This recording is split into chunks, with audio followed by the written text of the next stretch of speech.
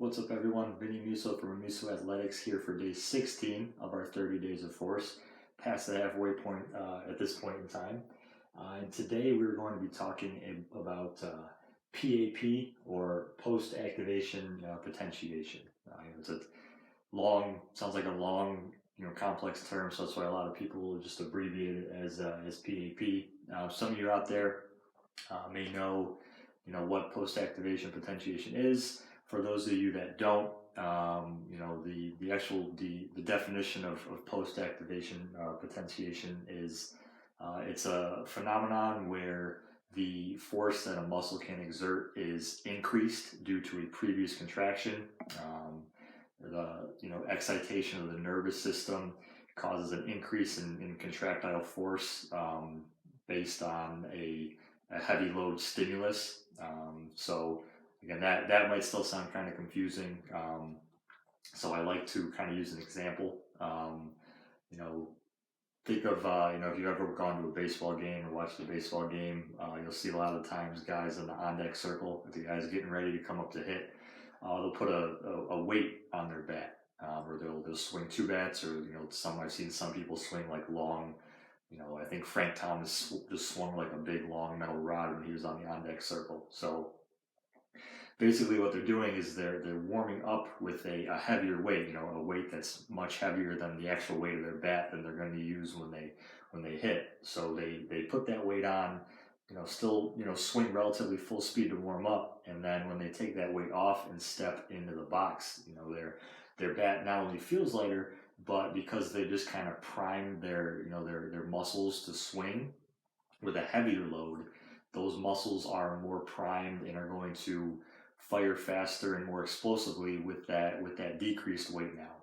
So that is an easy example to think about when we're thinking about post-activation potentiation, just because it is kind of easy to get kind of caught up in the lingo and the scientific terms. And obviously trying to keep this as simple as possible. What I wanted to today was to talk about this concept, which we'll probably talk about more in our force production part of our series, because that's often how this is viewed. But what I wanted to do today was to take our post-activation potentiation and relate it to some of the stuff that we talked about over the past few days in our force redirection topics. So if you remember, we've talked about isometrics and pulses. We've talked about max isos. We've talked about redirections. All kinds of different ways to work on our force redirection. And all those training methods are good. They're great, actually. But the thing about post-activation potentiation is we take methods that are good individually and on their own, but then we combine them together to kind of get like a supercharged result. It's kind of like a 2 + 2 = 4 thing, where instead of just having two here, you take the 2 and 2, put them together, you get 4. So you take two things, put them together to get an increased result. So that's really the purpose to post-activation potentiation. This is kind of more of an advanced technique, and by advanced technique, I don't really mean like we talked about how max isos were an advanced technique, where this kind of the risk for injury can be a little bit higher if you're not used to doing stuff with correct form. You want to make sure you get your form down first before you try to do a max iso contraction. This is, a little bit more advanced technique, not in that sense, but in a more of a neurological sense. It's a training technique that can be very taxing, mentally for athletes, and mentally not like it's tough to think about like what to do, or a tough concept to understand, but just because there is a lot going on in the brain and in the muscles, at the neuromuscular level, that this can be, very, very fatiguing for athletes and clients in that sense.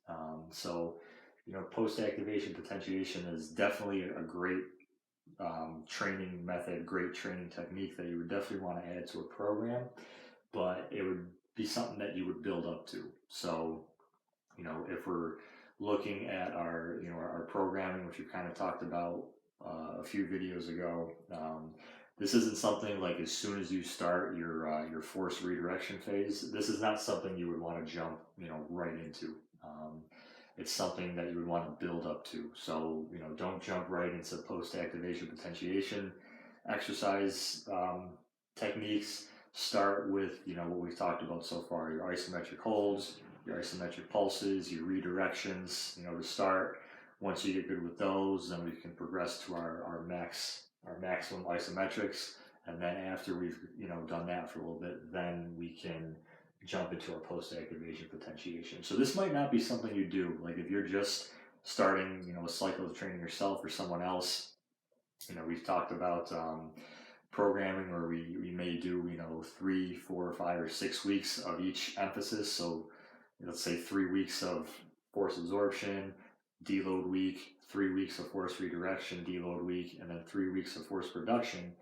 So that, 3-month-ish training cycle, we might not get to post-activation potentiation in that first cycle. And in fact, I would recommend, if you're new to training, don't jump right into it right away. Because again, it can be very, mentally fatiguing. So we don't want to, jump in that boat too quick. So this would be something maybe if you're going after you finish that first 3-month cycle, then maybe during that second cycle, you would throw in post-activation potentiation. But, bottom line is you want to build up to this technique. This isn't something that you would want to jump into right away. Build a foundation, teach your body how to move correctly, with these other methods that we've been talking about before we jump into this. So that, that's a big takeaway point that I really want to, hammer home for this video. But once we do get there, I just kind of want to touch on, how to incorporate this. Like I said, we'll talk about post-activation potentiation later on, probably as well during our force production phase, but this is definitely a technique that can be used during our force redirection phase as well. The reason why, it can definitely be used during this phase is we've talked about how, our isometrics, so those iso holds with the pulses, and then our max isos teach us how to recruit more muscle fibers and recruit them more efficiently at a specific joint angle or, muscle length. So those isometric holds and pulses in the max isos really involve, very little movement. The pulses involve a little, but the iso holds and the max isos involve no movement at all. It's just muscles contracting and, not muscles contracting, muscles firing and not contracting. So the reason why this is such a good method to use is we can combine those isometric movements, quickly go from having our body, generate, maximum amount of force, like if we're using our max iso example, producing a maximum amount of force, against an immovable object, and then immediately going into like a more explosive movement. So we essentially take kind of what we just emphasized, with our isos, are recruiting more muscle fibers and recruiting them more efficiently. We take that and then we immediately go into a movement that essentially helps us, we take what we've just used in the isos and then we actually go through a movement and actually learn how to use those, or we use those benefits that we got from the isos in an actual, sport specific or life specific movement. So that's really the big thing about post-activation potentiation. Like we said a few minutes ago, it's taking, one good thing and another good thing, putting them together to kind of supercharge your result. Okay. So the way that that post-activation potentiation works, the most common use of this method is it involves 2 exercises, A and B. So our first movement is a weighted or resisted movement. So this is the, that would be like our iso hold or whatever movement we're doing it with resistance. So we're getting that muscle contraction with the heavy load. So that muscle contraction with that heavy load, that heavy stimulus, excites the nervous system. And then when we take that weight or resistance away, those muscles are still kind of thinking, I still have to exert a lot of force to move what I just, was working with. You're basically, your muscles and brain are still thinking that they're moving that heavy load. But what you do is you take that heavy load away and go into a more explosive movement. So your muscles are, again, contracting more forcefully because they still think that they're moving that heavy load, but you've taken the load away, and in theory, that explosive movement becomes more explosive because your muscles are kind of already, primed and firing and ready to go. So that's the true benefit of using post-activation potentiation is we excite the muscles and we get them ready and primed and more explosive to go through a movement. And it really helps your body carry over whatever you were just working on in that first movement. So again, for our ISO redirection phase that we're talking about, post-activation potentiation really helps your body actually carry over those benefits of increased muscle fiber recruitment and increased efficiency in the recruitment of those muscle fibers. So it takes those and kind of supercharges those results. So on that note, giving an example, before I go there, I'll just back up here actually. So like I said, it's 2 exercises, and the other key with post-activation potentiation is this is not a cardio style of training. We're not working for muscle endurance here. We're working for really just pure muscle power, just pure force. Pure force. Is a way to think about it. So when we look at that weighted or resistant movement, this isn't something that you would, like if we were doing a weighted movement, this isn't something that we would be doing 15 or 20 reps. So like if we were doing like a back squat, we wouldn't be doing 15 or 20 reps of a back squat before we move into that second exercise. We're doing again heavy weight, but we still want to move it relatively fast. So we're not doing 15 to 20 reps of like a lightweight, but we're also not throwing on our 1 rep max and trying to move that 3 or 4 times, because that would be a very slow movement. We still want that first movement to be relatively fast and explosive, because that's going to help get the muscles excited as well. So if we're using a weight where we're actually kind of going through movement, and we'll talk about this more during our force production sequence, the last 10 days of this series. If we're using a weighted resistance that we're actually going through movement, 3, 4, 5 reps, again, pretty heavy load, but something that you could still move relatively fast. Okay? Or it could be a resisted movement. So in our isometric example, so if we're just holding, isometric contraction, we're maybe holding that for, we've talked about a couple days ago, anywhere from about 5 to 10 seconds. I really like to use post-activation potentiation with max isometrics, because again, that's really using maximal muscle fiber recruitment and max efficiency of recruiting those muscle fibers. So I like to use a max ISO again for like 5 to 10 seconds of just absolute, as hard as you can pull or push movement. Rest for, you want to rest for, a little bit before we jump into the next exercise. There's a lot of different, there's studies out there that kind of argue about, how long you should wait in between those 2 exercises. But generally anywhere from 30 seconds to a minute rest from that first to second exercises should be sufficient.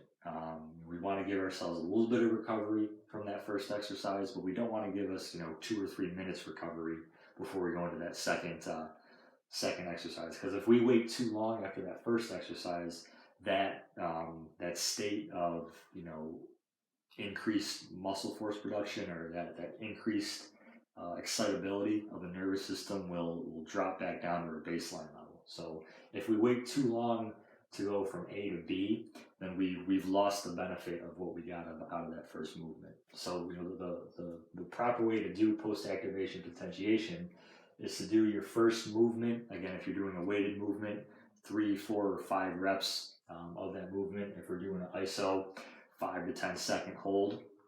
After we complete that first exercise, rest about 30 seconds to a minute. I like to keep it more in the 30 seconds to 45 second range. But whatever you're resting, again, keep it under a minute. Then we go into our explosive movement. And again, our explosive movement it can be most of the time it's a plyometric move, so some type of jump. Sometimes it's a sprint. Some common ones are just kind of squat jumps, broad jumps, single leg jumps, sprinting. And those are some common movements that are done for that second exercise.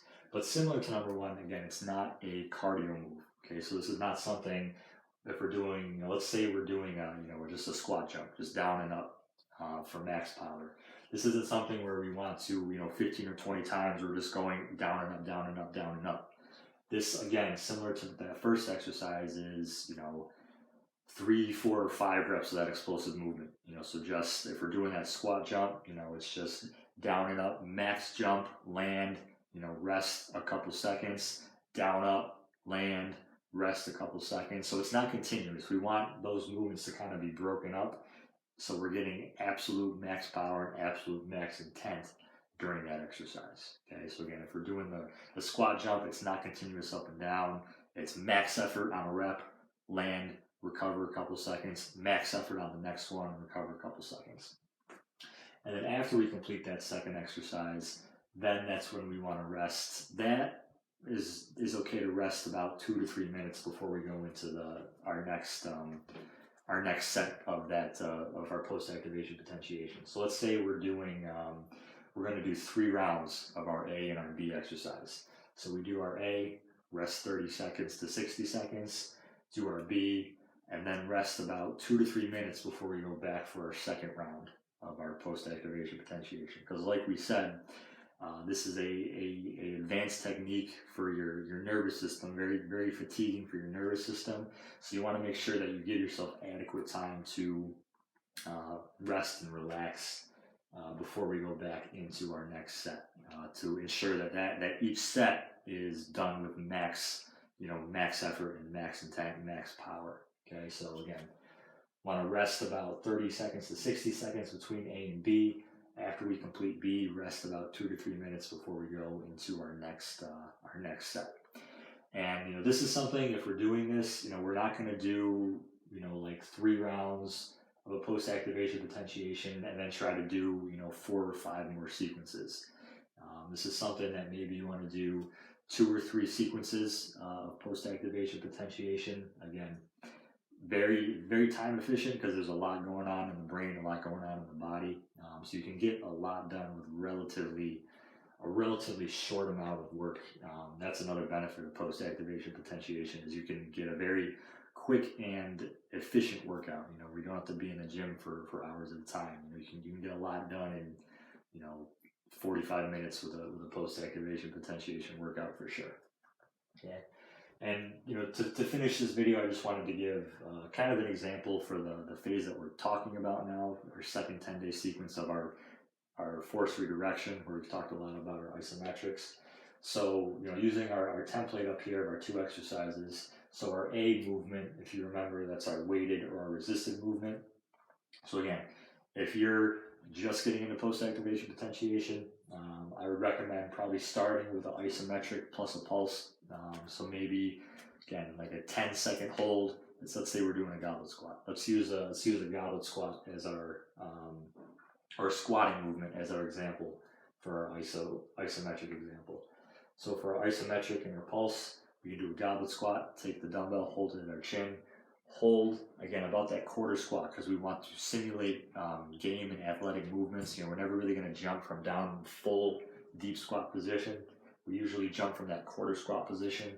So what I want to do for that first example there, goblet squat position, hold that quarter squat for 10 seconds, and after that 10 seconds, maybe do 5 pulses, okay?